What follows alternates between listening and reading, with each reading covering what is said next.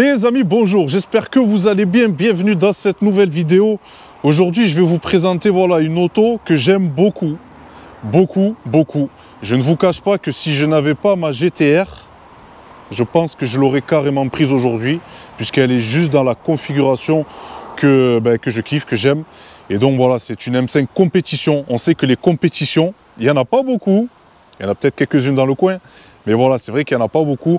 C'est donc une caisse avec quelques spécificités donc à la compétition par rapport à une F10 normale.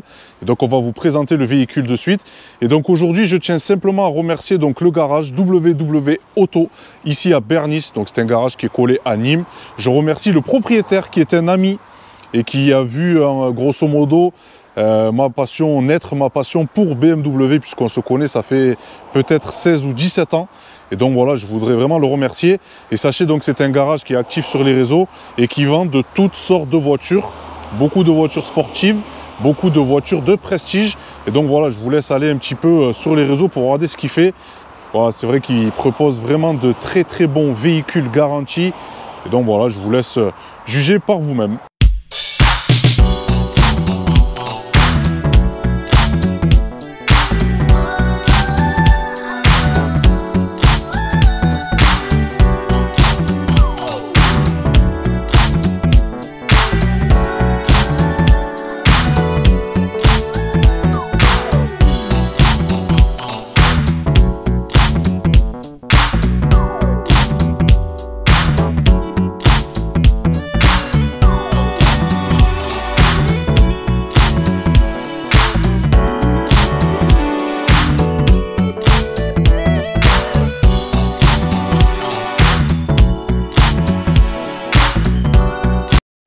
Donc les amis, là voici la fameuse M5 F10 compétition. Franchement, je dois dire que déjà juste niveau esthétique, cette espèce de gris mat est juste magnifique. Il est vraiment, c'est une couleur vraiment fantastique. Voilà, elle n'est pas too much, elle est vraiment classieuse. Voilà. Donc ça c'est vrai que c'est mes réactions à chaud quand je vois et que je découvre le véhicule en même temps que vous. Donc sinon voilà, il faut savoir que la M5 F10 compétition donc a été déclinée en fait lors du facelift. Et donc voilà, c'est pour cette raison que le facelift lui a été donc depuis 2014, donc les F10 sont en facelift. Il y a quelques petites différences notables, surtout voilà, au niveau des phares.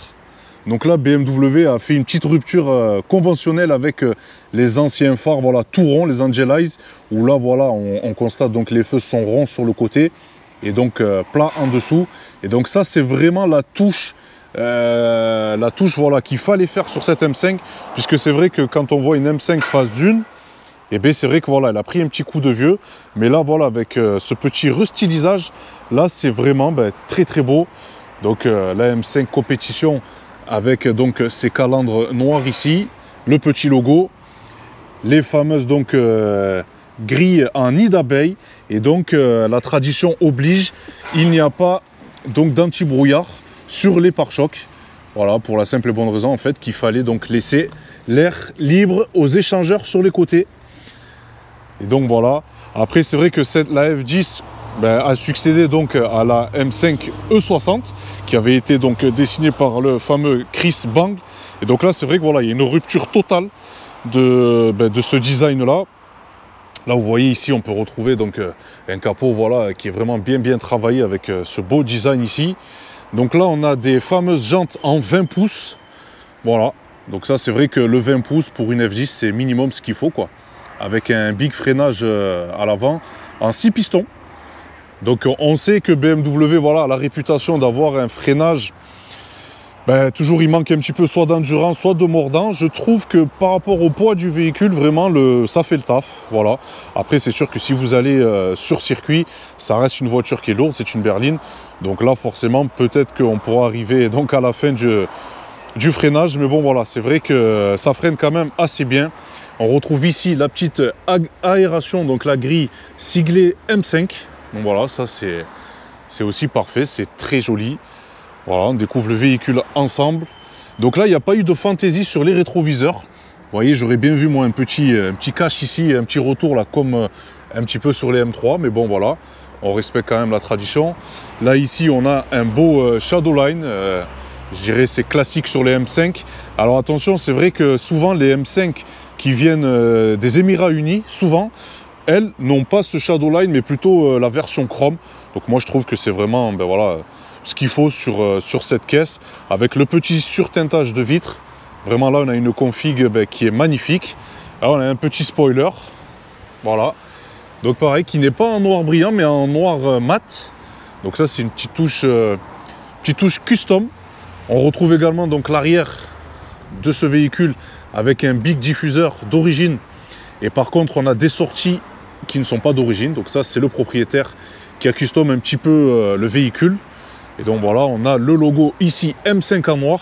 Et je rappelle que chez BMW, dès lors où on parle de compétition, les logos sont d'emblée en noir. Et donc voilà, je vous fais quand même le tour du propriétaire. Je ne sais pas quoi vous dire si ce n'est que vraiment je valide à 100% cette configuration, voilà, de cette couleur-là. Elle est vraiment sublime. Donc les amis, le fameux moteur de cette M5 compétition, voilà, c'est fini le V10. Donc sur la F10, on retrouve un 4,4 litres turbo V8. Donc voilà, c'est la première M d'ailleurs à avoir un V8 biturbo, puisque les anciennes M, quand elles étaient en V8, elles étaient en Atmo, notamment la M5 E39, puisque sur la M5 E34, on était encore sur un 6 cylindres. Et donc voilà, le fameux S63 ici, donc ce moteur en fait a été développé un petit peu pour correspondre aux normes de pollution et de consommation du véhicule. Pour ceux qui ont eu la chance de posséder un V10, vous savez que c'est un moteur qui consomme au taquet, hein, c'est normal. Ça consomme aussi, mais quand même bien moins qu'un V10. Et pareil pour la pollution. Donc voilà, là c'est vrai que les ingénieurs BM ont développé un bon moteur. Sur la version traditionnelle, on est sur du 560 chevaux. Et donc là, on est sur 575 chevaux. Il faut savoir que c'est un moteur qui est très très fiable. Voilà, dès lors on le laisse stock. Maintenant, c'est sûr que quand on commence à s'amuser un petit peu à sortir des chevaux, et on sait que ce moteur a quand même la capacité d'encaisser pas mal de puissance, généralement un bon stage 2, on arrive à sortir les 720, 740 chevaux. Bon là, je vous laisse bien imaginer que la fiabilité en prend un coup, notamment au niveau des turbos. Certains se retrouvent avec un panaché de fumée bleue. Voilà, donc ça c'est comme ça. Mais par contre, voilà, si on le laisse vraiment stock, il n'y a pas de souci particulier, puisqu'en plus de ça, là, on est sur un modèle quand même qui est sur un phase 2. Et donc les problèmes de jeunesse qu'on a pu retrouver sur les phases 1, notamment les problèmes de pompe à huile, ont quand même été réglés. Ce qu'on est en train de constater avec le temps, c'est que quand même, arrivé à un certain kilométrage, aux alentours des 170-180 000 km, il faut quand même prévoir de refaire les coussinets de bielle. Voilà, hein, on ne change pas une équipe qui gagne. Mais sinon, voilà, grosso modo, c'est un moteur quand même qui est fiable si on ne le trafique pas et qui est bourré de couples, voilà, avec ses deux turbos et cette boîte aussi à double embrayage DKG7. Voilà, donc ça c'est pareil, c'est juste une tuerie par rapport à l'ancienne boîte de la E60. C'est vrai que là, voilà, on a une boîte qui est quasiment instantanée. Et donc voilà, c'est vraiment ultra efficace. Je n'aime pas utiliser le terme full option, puisque si tu dis ça chez BMW, tu sais que tu vas te faire tuer. Les mecs ils vont venir chez toi. Mais vraiment celle-ci, elle est vraiment quasiment full option. On a une sono ici, Bang Olufsen. Voilà. On a généralement, voilà, on a ce petit boîtier là qui se lève là, des haut-parleurs. Donc ça c'est juste magnifique. Bon, il n'y a pas eu de fantaisie au niveau des seuils de porte, hein. C'est des seuils de porte classiques M5. Donc là ici, voilà, on a la mémorisation des sièges. Et je crois bien ici qu'on a le siège massant. Voilà, on a du cuir, vous voyez ici, de partout, surpiqué. Sans fantaisie, vous voyez, BMW aurait pu mettre des surpiqûres. Alors après, c'est peut-être aussi au choix lors de la commande du véhicule en neuf. Bon, moi j'aurais bien mis des surpiqûres rouges. Mais bon, voilà, sinon c'est vrai que c'est très magnifique. Ici, voilà, ces gris alu brossé qui est juste terrible. Voilà, là, Sono Bang Olufsen, hein, c'est juste le top du top là chez BMW. On a donc ces magnifiques sièges ici avec voilà, le sigle M qui est discret. Donc voilà, c'est vrai que c'est pas une voiture qui est bling bling ou too much. On a vraiment, voilà, un intérieur qui est sobre. Je pense que la majorité des BMistes, quand ils recherchent une F10, ils regardent ça. Tous pareil, je crois. Donc ben ça c'est au niveau voilà, des options, donc l'affichage tête haute, le volant qui vibre voilà, quand on va sur une ligne, le régulateur de vitesse actif, et celui-là c'est peut-être le correcteur, si on mord sur la ligne, peut-être que le véhicule voilà, il se remet sur la route tout seul. Voilà, pour quand je vous dis que vraiment c'est pratiquement un full option, on a ici chauffant. Là, on a un volant 3 branches qui a été vraiment aussi, c'est un petit peu comme les phares, la pièce maîtresse du restylisage du véhicule, puisque c'est vrai quand même que le volant phase 1 fait vieux sur les F10. Et donc voilà, c'est vrai que ça, c'est une super touche. Là, vous voyez, on a un compteur qui est mi-plasma, mi-normal, on va dire ça comme ça. Il n'y a pas eu encore de compteur plasma sur ces séries ici. Là, voilà, on a pareil, un tableau de bord avec un cuir étendu. Regardez, il est sorti là, le fameux haut-parleur. Donc voilà, le tableau de bord ici en cuir. Le propriétaire a également mis un Akamotion, donc ça c'est pour vérifier un petit peu la température d'huile, la pression d'huile. Donc ça c'est pas d'origine, hein, c'est un accessoire qui a été rajouté. Et donc voilà, hein, on a des sièges chauffants, on a des sièges ventilés. Donc ça c'est vrai que voilà, c'est juste une tuerie. Pour les F10, hein, frein à main donc automatique ici avec impulsion. La fameuse boîte, la DKG7, on a pu la retrouver au tout début dans une M3 E92, dans toutes les M3 E92, avec le réglage ici donc de passage d'intensité comme sur les anciennes boîtes. Et donc voilà, c'est vrai qu'ici sur une M, on peut configurer les modes à l'infini, et donc voilà, on peut se mettre sur un mode confort par exemple, et préprogrammer son mode sport ou sport plus avec voilà, telle ou telle intensité de réglage d'amortisseur ou de dureté du volant. Sinon voilà, hein, pour l'intérieur de ce beau véhicule, on a ici aussi, je ne sais pas si vous voyez les boutons, ça c'est très très rare, c'est pour la domotique. En fait c'est simple, vous mémorisez. Donc par exemple, si vous voulez rentrer chez vous, vous avez un portail, vous mémorisez la fréquence, et puis une fois qu'elle est mémorisée, vous avez simplement appuyé, et donc ça fait office de télécommande. Voilà, bon ça c'est l'alarme ici. Un ciel de toit noir, mais ça sur une M, je vous apprends rien, hein, avec un beau toit ouvrant. Voilà, franchement c'est une config qui est juste magnifique. Et je vous dis vraiment les amis, si c'est pas la GTR, je repars maintenant avec. Donc en général les amis, quand on achète une F10, c'est pour trimballer un petit peu toute la famille dans un confort, dans un bon confort, hein. Donc on a vraiment quand même de la place à l'arrière. Donc là il y a les rideaux également. Voilà, option supplémentaire. Et regardez, là aussi les amis, hein, on peut donc mettre son siège chauffant et voilà, programmer donc la température avec même la ventilation, le débit, si on met la clim ou pas. Donc voilà, c'est vrai que c'est un véhicule qui est très très très équipé, et ça fait vraiment plaisir d'en voir une comme ça. C'est pas tout le temps qu'on verra une M5 compétition avec toutes ces options. Donc les amis, nous voici à bord de cette magnifique M5 F10 compétition. Voilà, donc là, qu'est-ce que je peux vous dire de plus? Déjà, c'est qu'au premier tour de roue, on se retrouve vraiment voilà, dans des sièges, on est bien enveloppé dans le siège qui est assez large. Je rappelle que j'ai un gros gabarit, je mange bien. Donc franchement, je suis aux anges, je suis au top du top. Voilà, on a une boîte qui est ultra douce. Donc là, on est en mode confort. Hein. Aujourd'hui, on ne va pas faire les fous puisque ce n'est pas mon véhicule. Je rappelle, c'est un véhicule qui est à la vente d'ailleurs. Et donc voilà, mais c'est vrai que voilà, on est dans un confort, dans un silence qui est royal. Et je peux vous dire que là, on peut vraiment avaler des kilomètres. Voilà, sans avoir mal au dos. J'ai également mis le mode massage. Donc là, à l'heure où je vous parle, je suis en train de me faire masser. Bon, j'aurais préféré que ce soit par Shakira, mais bon, c'est pas grave.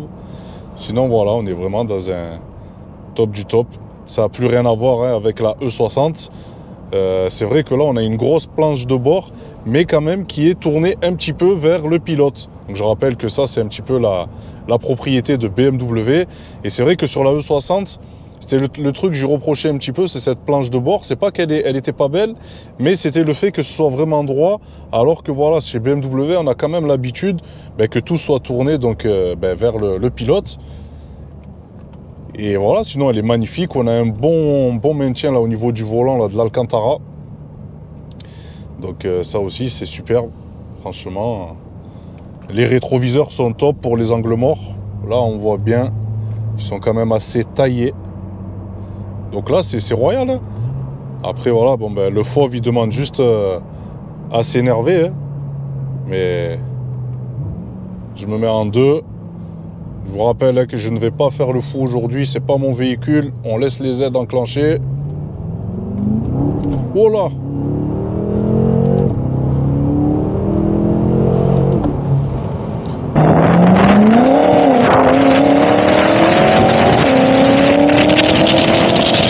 Voilà, donc j'ai fait un petit excès de vitesse, vous le verrez sur la caméra. Mais franchement, vous avez vu qu'on est sur le sec.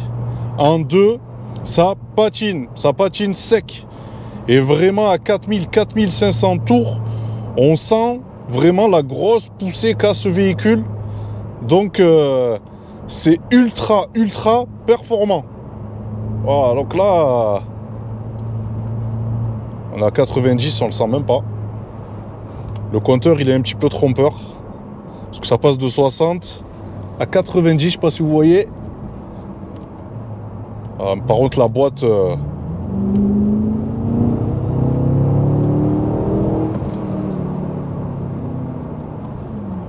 vraiment chapeau. Je me demande si je vais pas m'en faire péter une un jour comme ça, les amis.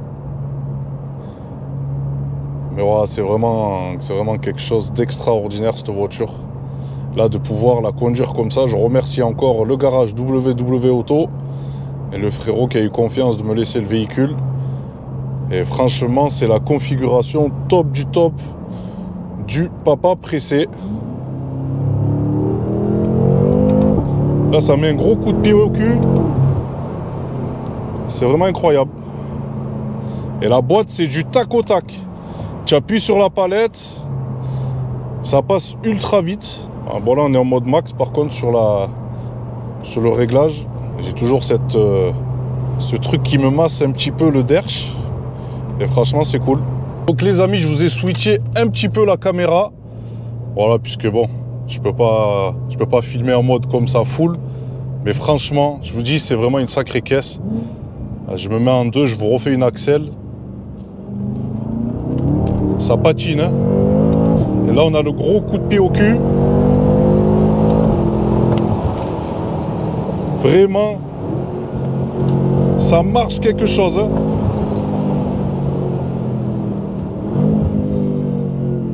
Je ne vous cache pas que pourtant j'aime beaucoup la propulsion. Je vais pas dire qu'elle me fait flipper, mais pas loin, hein. Pas loin, parce que quand on voit à la vitesse à laquelle ça monte, ça fait vraiment peur. C'est quand même costaud. Mais voilà, tout ça dans un silence royal. C'est un petit peu d'ailleurs le reproche que je lui ferai aujourd'hui. Peut-être que dans 5 ans, ce serait top. Mais là aujourd'hui, je trouve voilà, que le V8 est un peu feutré. C'est normal aussi, hein, c'est une voiture quand même si c'est une M, c'est une M5, donc c'est une berline familiale. Mais voilà, un petit peu de bruit supplémentaire. J'avoue que je ne dirais pas non. En tout cas, voilà, c'est vrai que je vais quand même tester le mode au niveau des amortisseurs, de se mettre en Sport Plus. Voilà, par contre, on sent de suite. Ah là, tu sens de suite, frérot, la dureté du truc. Je rappelle, je ne touche pas à l'anti-patinage. On le laisse comme ça. Si c'était ma voiture, ça aurait été différent. Là, on va pas faire n'importe quoi. Je programme en même temps que je vous parle. La petite caméra qui est à l'arrière, j'espère que vous l'aurez remarqué au niveau des montages vidéo que je vous fais. Incroyable, ce coup de pied au cul qu'on a à partir de 5000, ça pousse jusqu'en zone rouge.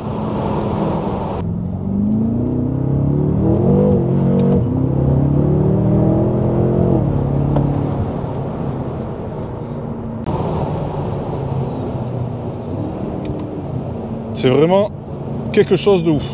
Voilà. Je valide vraiment cette auto.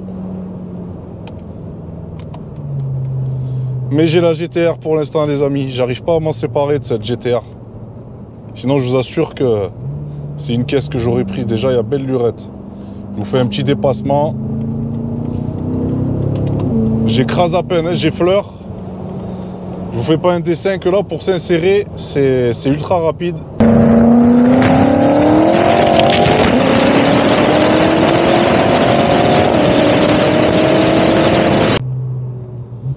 Alors, je prends un virage, franchement, ça vire à plat. C'est incroyable. La voiture vire à plat. Je rappelle aussi les propriétés de la F10 compétition, parce que je crois que je ne vous en ai pas parlé. Mais la compétition est rabaissée encore un petit peu de 10 mm par rapport à une M5 traditionnelle. On le voit vraiment qu'elle est un peu plus tassée à l'arrière. Et la compétition a eu en fait son châssis amélioré. Voilà, donc il y a eu des cylindres blocs de mémoire qui ont été vraiment rigidifiés. Il y a la fixation également du berceau à l'arrière qui serait pris, je dirais bien qui serait, je ne suis pas un spécialiste en mécanique, mais je me suis quand même renseigné avant de vous faire le tournage, mais qui serait pris directement dans le berceau. Et donc voilà, c'est vrai qu'en termes de motricité, pas de motricité, mais voilà, de virage, de tenue de route, la compétition est un cran au-dessus que la M5 normale, ce qui est normal. Mais voilà, pour les spécificités aussi de cette auto.